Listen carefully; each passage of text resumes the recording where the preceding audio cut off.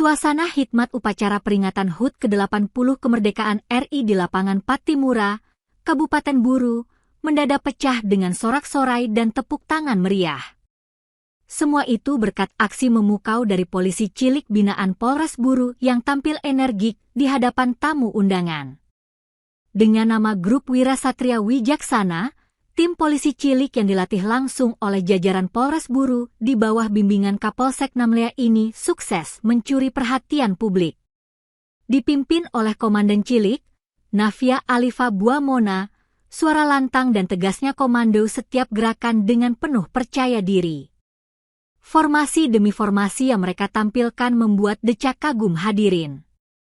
Namun kejutan sebenarnya hadir di penghujung aksi, saat anak-anak polisi cilik itu mengajak Bupati Buru Ikram Umasugi untuk ikut bergoyang bersama. Tak disangka, sang Bupati pun menyambut tantangan itu, diikuti Wakil Bupati, jajaran pejabat, bahkan tamu undangan yang hadir, termasuk para personel TNI AD. Suasana yang semula hikmat berubah menjadi riuh penuh kegembiraan. Joget massal spontan itu seolah menjadi simbol persatuan dan kebersamaan dalam merayakan kemerdekaan. Aksi polisi cilik Wira Satria Wijaksana pun menjadi buah bibir masyarakat, menjadikan upacara 17 Agustus tahun ini di Kabupaten Buru benar-benar tak terlupakan.